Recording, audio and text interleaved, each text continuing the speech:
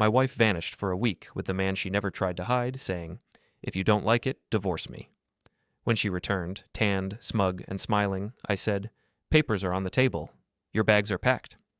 She turned white instantly. Before we dive deeper into this story, I have one small request. Please subscribe, drop a like, comment, and hit that hype button to boost this channel so more people can discover these incredible Reddit stories. But let me back up. My name is Ronan Mercer, and I'm 39 years old. I work as a corporate strategist for a mid-sized consulting firm in Hartford, Connecticut. It's the kind of job that sounds impressive at cocktail parties, but mostly involves spreadsheets and conference calls with people who think synergy is a real word. My wife, soon-to-be ex-wife, is Talia Vey. She kept her maiden name when we married 8 years ago, which should have been my first red flag. Talia is a lifestyle consultant, which is a fancy way of saying she tells rich women how to arrange their throw pillows and posts about it on Instagram. She has 43,000 followers who hang on her every word about feng shui and organic kale smoothies.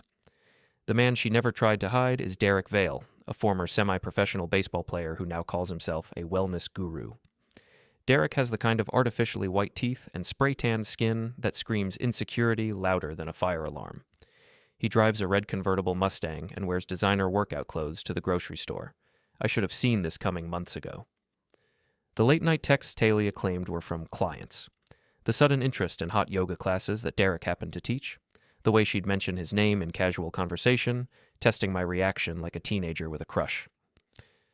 Derek says that processed sugar is basically poison, she'd say over dinner, picking at her quinoa salad. Derek sounds like a real genius, I'd reply, not looking up from my actual food. The signs were all there, but I was too busy trying to save our marriage to notice it was already over. 3 weeks ago, Talia announced she was going on a wellness retreat in the Bahamas. She'd booked it through Derek's company, she explained, because he offered special rates for his yoga students.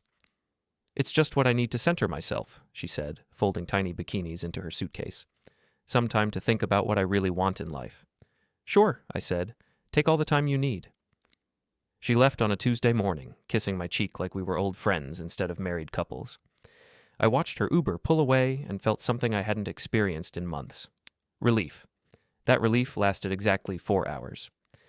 My neighbor Vicky Elder knocked on my door that afternoon, holding her phone like it contained nuclear codes. "Ronan, honey," she said, her voice dripping with false sympathy. "I think there's something you need to see." Vicky is 52 years old and has made gossip her full-time occupation since her divorce 5 years ago.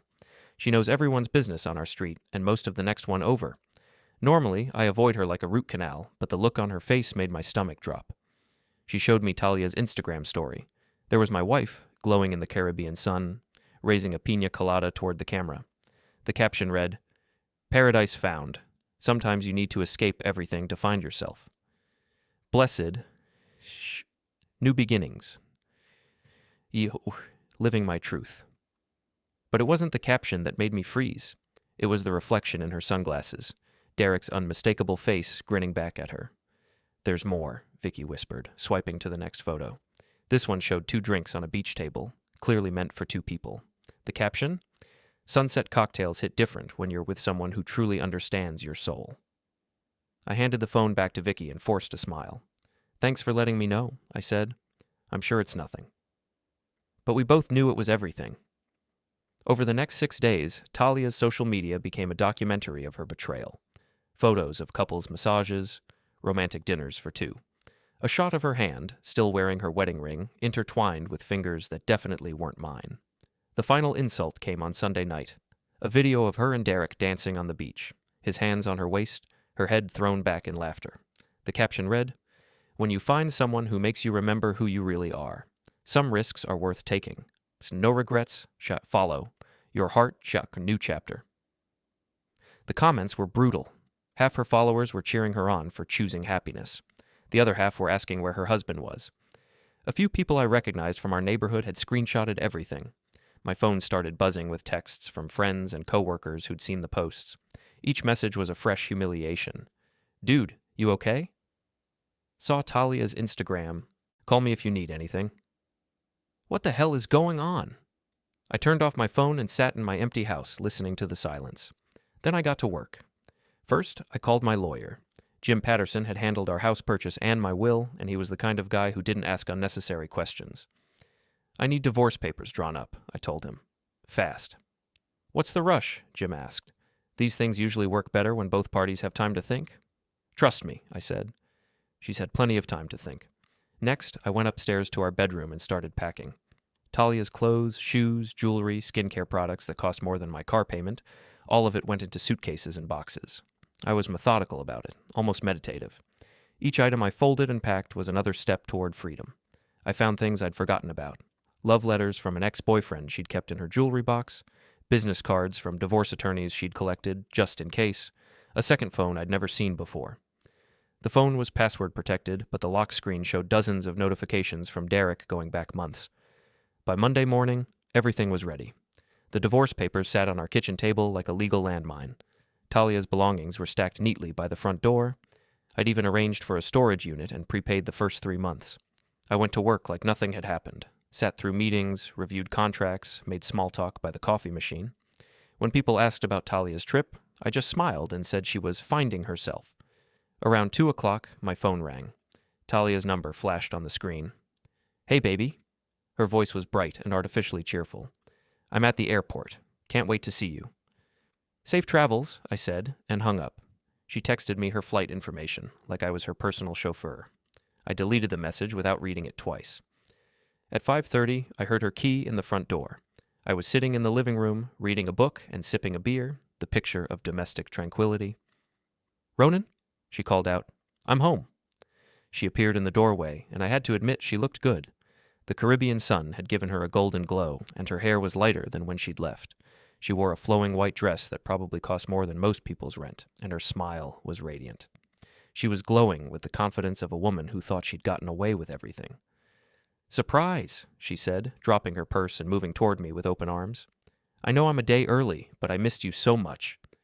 I didn't stand up, didn't smile, just looked at her like she was a stranger who'd wandered into my house by mistake. Your bags are by the door, I said calmly. The papers are on the table. Her smile faltered. What papers?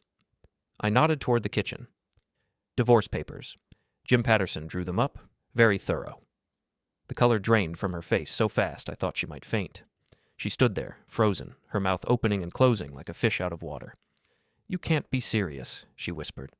Absolutely serious, I replied, taking another sip of my beer. Your storage unit is on Maple Street. Here's the key and the address. I held out a small envelope. She didn't take it. Ronan, we need to talk about this like adults, she said, her voice shaking. You're being irrational. Am I?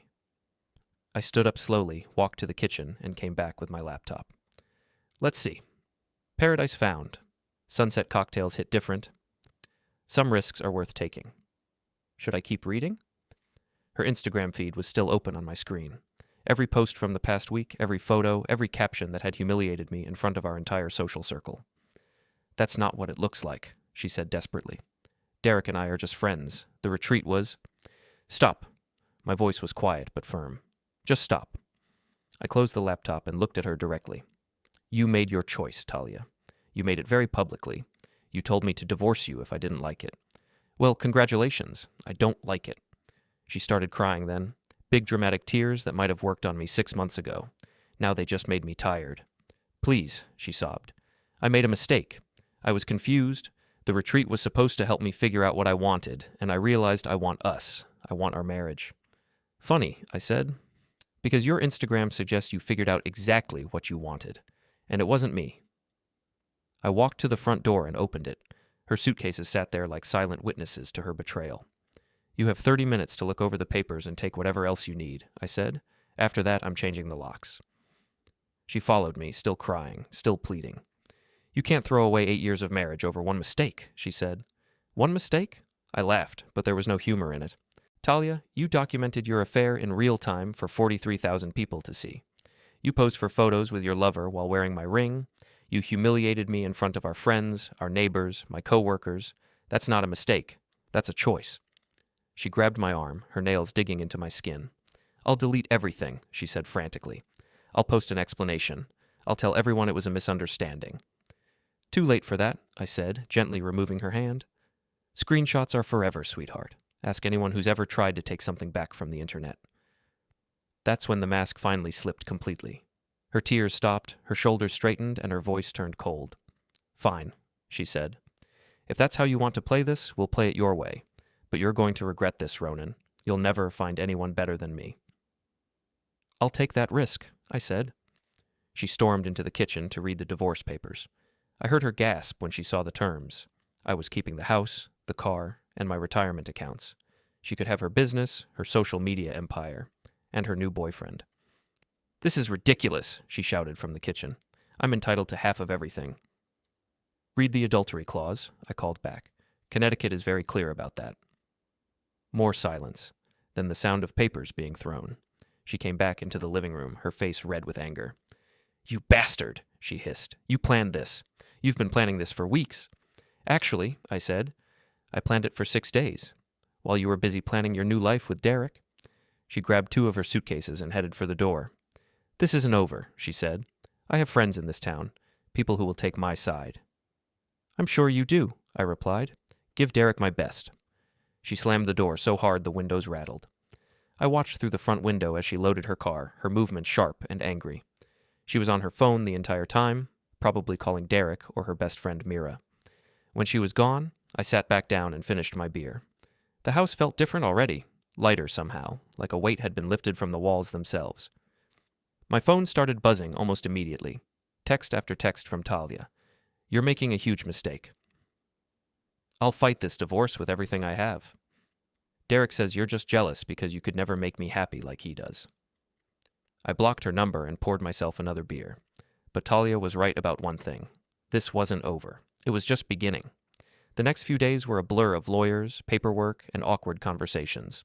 Word of our separation spread through our social circle like wildfire, fueled by Vicky's enthusiasm for drama and Talia's increasingly desperate attempts to control the narrative.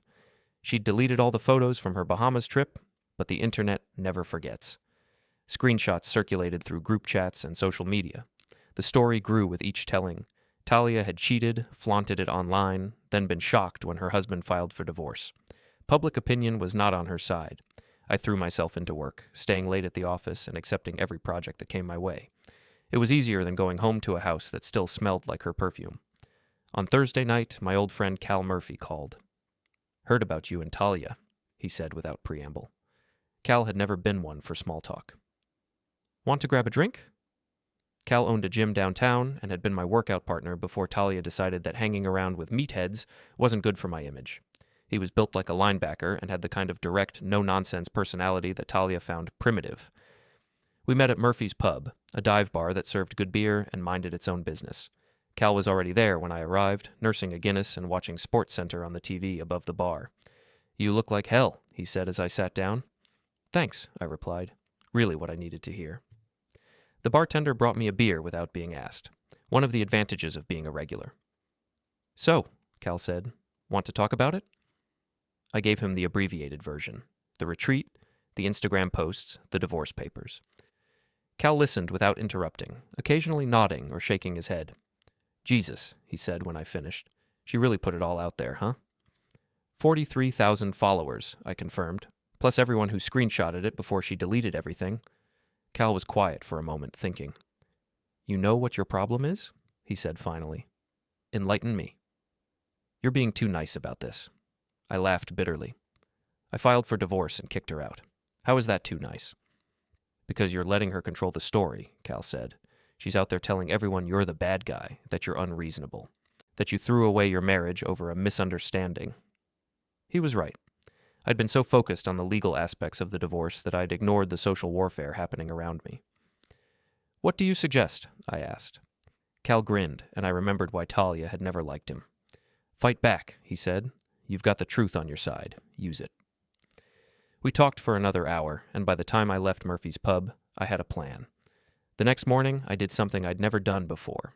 I created a social media account. I'd always avoided Facebook and Instagram, leaving that world to Talia and her influencer friends. But desperate times called for desperate measures. My first post was simple. Thank you to everyone who has reached out during this difficult time. While I won't be sharing details about my personal life, I want to address the rumors circulating about my marriage. The truth is that my wife chose to end our relationship by pursuing someone else. I've chosen to respect her decision by filing for divorce. I wish her well in her new life. I tagged Talia and Derek in the post, then sat back and watched. Within an hour, I had 50 comments and 20 shares. By the end of the day, it had been shared over 100 times. The comments were overwhelmingly supportive. "Ah, sorry you're going through this, man. You deserve better." "Saw those vacation photos. Can't believe she did that to you." "Stay strong. Her loss." Talia's response came that evening. A long, rambling post about toxic masculinity and controlling behavior. She painted herself as the victim of an oppressive marriage, finally brave enough to seek happiness. But the damage was done. People had seen her vacation photos. They knew the timeline. Her victim narrative fell flat. The real blow came from an unexpected source: Derek. Apparently, Derek didn't appreciate being dragged into a public divorce drama. His wellness business depended on maintaining a peaceful, Zen-like image. Being labeled as a home wrecker wasn't good for brand. He posted his own statement, distancing himself from the situation. While I value my friendship with Talia, I want to clarify that our relationship has always been professional. I offer wellness retreats to many clients, and any misunderstanding about the nature of our interactions is regrettable. I respect the sanctity of marriage and would never intentionally interfere with someone's relationship. It was a masterclass in throwing someone under the bus while maintaining plausible deniability. Talia was furious. She called me that night, screaming about betrayal and abandonment. I let her vent for 5 minutes, then hung up. But Derek's abandonment was just the beginning of Talia's problems. Her best friend Mira Elder, a PR consultant who had been helping Talia manage her image, suddenly became unavailable. Mira had always been ambitious, and being associated with a cheating scandal wasn't good for her business either. One by one, Talia's support system crumbled. Her influencer friends stopped inviting her to events. Brands pulled their sponsorships. Her carefully constructed lifestyle empire began to collapse. I should have felt sorry for her. Part of me did, but a larger part, the part that had been humiliated in front of the entire town, felt something else entirely: satisfaction. 2 weeks after Talia moved out, I was having coffee at the local Starbucks when I overheard a conversation that changed everything. I was sitting in my usual corner, reading emails on my laptop, when I heard familiar voices at the table behind me. I turned slightly and saw Mira Elder talking to another woman I recognized from Talia's social circle. "I can't believe how badly she handled the whole thing," Mira was saying. "I mean, if you're going to have an affair, at least be discreet about it." "Derek's not talking to her anymore," the other woman replied. "My husband plays golf with him, and apparently Derek's trying to pretend the whole thing never happened." "Smart move," Mira said. "Talia's toxic right now. Anyone who gets too close is going to get burned." I kept typing, pretending not to listen. "The funny thing is," Mira continued, "she actually thought Ronan would just accept it. She told me he was too passive to do anything about it." Guess she was wrong about that. Completely wrong. She underestimated him, and now she's paying for it. Her business is basically over, Derek won't return her calls, and she's living in that awful apartment on the south side. They lowered their voices, but I caught the next part. "Between you and me, I always thought she was a little delusional. All that talk about living authentically and following your truth. She was just bored and selfish." I closed my laptop and left the coffee shop with a smile on my face. That weekend, I decided to reclaim my social life. I'd been hiding in my house for weeks, avoiding places where I might run into mutual friends or face awkward questions, but I was tired of being a prisoner in my own town. I went to the gym, Cal's gym, for the first time in months. It felt good to lift weights again, to push my body and clear my mind. Several people I knew came over to say hello, offering support and encouragement. "Good to see you back, man," said Tom Bradley, a guy I'd known since high school. "Heard you've been going through a rough patch." "Getting better," I replied, loading more weight onto the bar. "One day at a time." After my workout, Cal and I went to grab lunch at a sports bar downtown. It was crowded with the usual weekend crowd: families, couples, groups of friends watching the game. We were halfway through our burgers when I saw them. Talia and Derek were sitting at a table near the windows, having what looked like an intense conversation. Derek was leaning back in his chair, his arms crossed, while Talia leaned forward, gesturing emphatically. "Don't look now," Cal said, "but your ex is at 2:00. "I see them," I replied calmly. We watched as their conversation grew more heated. Talia's voice was rising, though we couldn't make out the words. Derek kept shaking his head, looking uncomfortable. Finally, Derek stood up, threw some money on the table, and walked out. Talia sat there alone, staring after him. "Trouble in paradise," Cal observed. A few minutes later, Talia got up and headed toward the bathroom. Her path took her right past our table. She saw me and stopped, her face cycling through surprise, anger, and something that might have been regret. Ronan, she said stiffly. Talia, I replied, not standing up. You look tired. It was true. The golden glow from her vacation had faded, and there were dark circles under her eyes. Her clothes were still expensive, but they looked rumpled, like she'd slept in them. I'm fine, she said defensively. Never better. I can see that, I said. How's the wellness business? Her jaw tightened. It's going very well, thank you. And Derek? He seemed upset when he left. Derek and I are figuring things out, she said. Not that it's any of your business anymore. You're absolutely right, I agreed. It's not my business at all. She stood there for another moment, like she wanted to say something else. Then she turned and walked away. Cal waited until she was out of earshot before speaking. She looks like hell, he said. Yeah, I replied. She does. But I didn't feel as satisfied as I'd expected. Seeing her like that, defeated, alone, grasping at the remnants of her fantasy, just made me feel empty. The final confrontation came 3 weeks later, at the most unlikely place, our neighborhood block party. The annual Maple Street block party was a tradition that dated back decades. Every year, the homeowners association closed off our street, set up grills and picnic tables, and threw a big community barbecue. It was usually a pleasant, family-friendly event where neighbors caught up and kids played in the street. This year, it was a battlefield. I almost didn't go. The thought of facing all our mutual friends and neighbors, of fielding questions and sympathetic looks, was exhausting. But Cal convinced me that hiding would only make things worse. You've got nothing to be ashamed of, he said. Hold your head up and show everyone you're doing fine. So I went. I brought a case of beer and my famous potato salad, put on my best casual shirt, and walked down the street like I belonged there. Which I did, more than Talia, anyway. The party was in full swing when I arrived. Kids were running around with water balloons, adults were clustered around the grills, and someone had set up a speaker system playing classic rock. I was immediately surrounded by neighbors offering support and asking how I was doing. Most of the conversations were awkward, but well-meaning. How are you holding up, Ronan? If you need anything, just let us know. We're all rooting for you. I was talking to the Johnsons from 3 houses down when I saw her. Talia was standing by the dessert table, wearing a sundress that was too bright and a smile that was too wide. She was talking to anyone who would listen, gesturing animatedly and laughing too loudly. She was trying too hard, and everyone could see it. I watched as she approached group after group, only to have conversations fade and people drift away. The social isolation was complete. She'd become a pariah in her own neighborhood. I was almost starting to feel sorry for her when she saw me. Our eyes met across the crowded street, and something shifted in her expression. The fake smile disappeared, replaced by a look of pure hatred. She started walking toward me, her heels clicking on the asphalt like a countdown timer. Well, well, she said loudly enough for everyone nearby to hear. Oh, if it isn't the man of the hour. The conversations around us stopped. People turned to watch, sensing drama. Talia, I said calmly. Enjoying the party? Oh, I'm having a wonderful time, she said, her voice dripping with sarcasm. It's so nice to see how quickly people can turn on you when your marriage falls apart. I don't think anyone's turned on you, I replied. I think they're just uncomfortable with the situation. The situation? She laughed bitterly. You mean the situation where you publicly humiliated me and destroyed my reputation over one tiny mistake?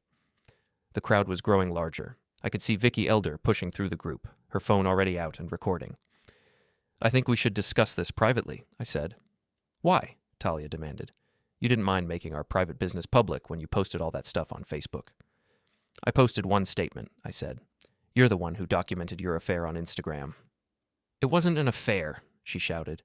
It was a friendship, a connection, something you would never understand because you're emotionally empty inside. The crowd was silent now. Even the kids had stopped playing to watch. A friendship, I repeated slowly. Is that what you call holding hands on the beach? Couples massages? Romantic dinners for 2? Those were taken out of context. By you, I said. You took them. You posted them. You wrote the captions. Talia's face was red now, her carefully applied makeup starting to run in the heat. You know what your problem is, Ronan, she said, stepping closer. You're a coward. You always have been. You're too scared to take risks, too scared to really live. That's why I had to look elsewhere for excitement. You're right, I said quietly. I am a coward. I was too scared to admit our marriage was over. Too scared to face the truth about who you really are.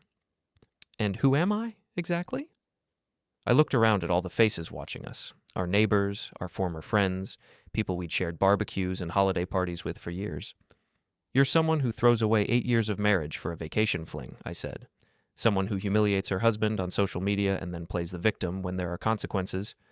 Someone who lies to herself so convincingly that she actually believes her own stories. Talia raised her hand like she was going to slap me. I didn't flinch. Go ahead, I said. Give everyone something else to record. She lowered her hand, trembling with rage. This isn't over, she whispered. Yes, it is, I said. It's been over for weeks. You're just the last one to figure it out. She looked around at the crowd, at all the faces staring back at her with a mixture of pity and disapproval. For a moment, I thought she might break down completely. Instead, she straightened her shoulders and lifted her chin. Fine, she said. You win, Ronan. Congratulations. I hope you're happy with your perfect little life. She turned and walked away, her heels clicking on the asphalt. The crowd parted to let her through, then slowly began to disperse. I stood there for a moment, feeling strangely hollow. It should have been a moment of triumph, but all I felt was tired. Cal appeared at my elbow, holding 2 beers. Well, he said, that was something. Yeah, I replied, taking the beer. Something. We watched as Talia got into her car and drove away. I knew somehow that it was the last time I'd see her in our neighborhood. You okay? Cal asked. I thought about it for a moment. Yeah, I said finally. I think I am. The divorce was finalized 6 weeks later.